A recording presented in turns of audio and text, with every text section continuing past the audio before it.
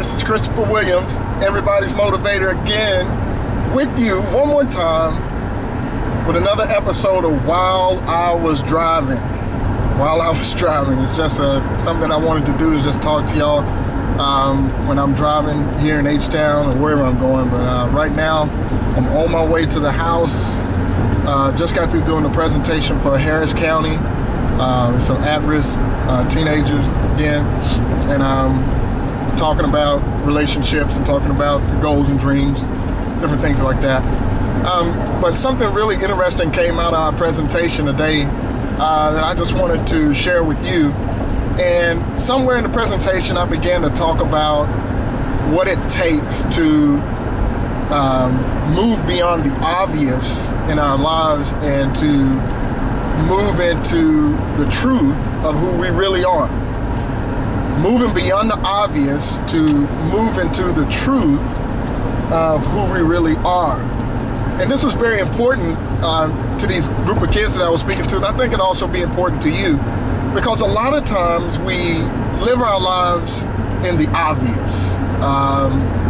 Commonly this is said this is our comfort zone, but I like to add a different twist to it. It's the obvious. You know, for these kids that I deal with, a lot of times it's easy to look at a kid that's locked up, that's wearing the jumpsuit, you know, they're on the routine, they're incarcerated, and you look at them, and the first thing that you want to do is judge them based off the obvious. Well, if you're talking to anybody in the prison, it's obvious that they've made a decision or done something that for which they are paying the price. So there's a consequence for their action.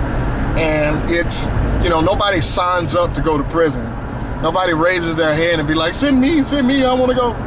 You know, you did something to get there. And a lot of times they don't put you in prison for giving the old lady a lollipop or nothing like that, you know, or doing some kind deed. You know, you've done something that's broke the law.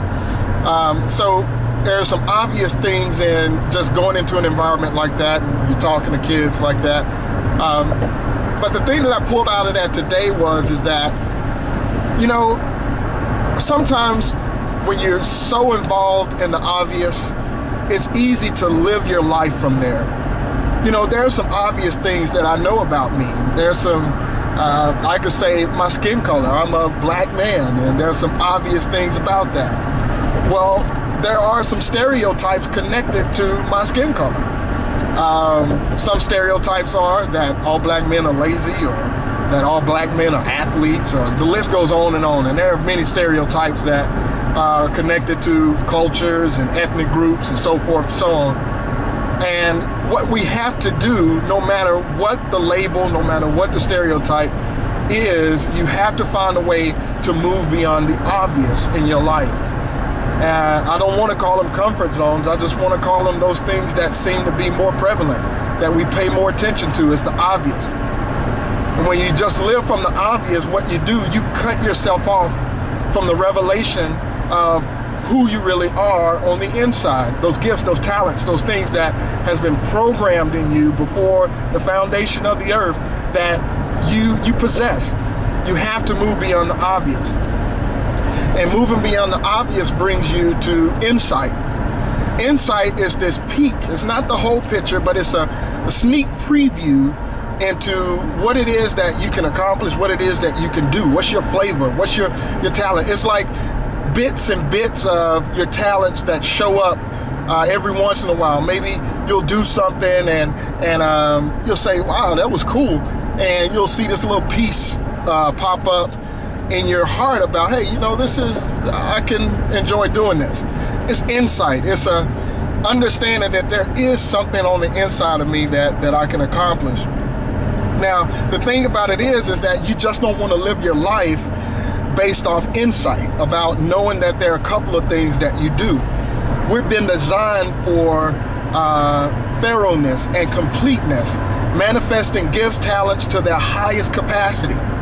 You are on the top of the food chain in life, in the spiritual realm, and you know, you are designed to produce expert results.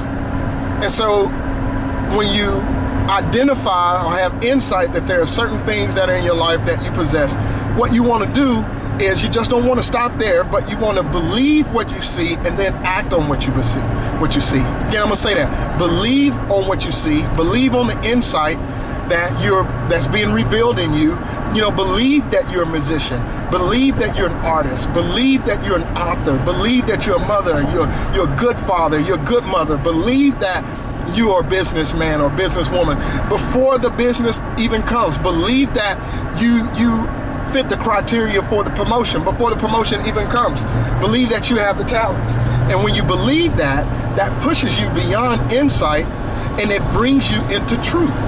The truth of who you really are, the truth of your gifts and talents, and the truth, whenever the truth is identified in you, that is the highest state of your existence and your performance.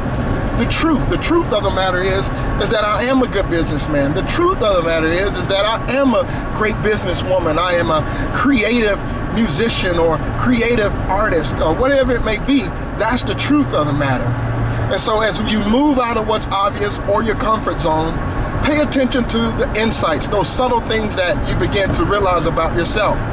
When you believe on your insights and you make action or you move based off the insight that you know about yourself, you move into truth. And truth is clarity. Truth is understanding. Truth is definiteness of purpose and knowing who you really are and what you have to leave to this world and the impact that you have to leave on other men and women. Hey, that's just a thought that I wanted to share with you. I'm Christopher Williams, everybody's motivator. Again, for a while I was driving, and thank you for listening to me today. I love you. God bless you.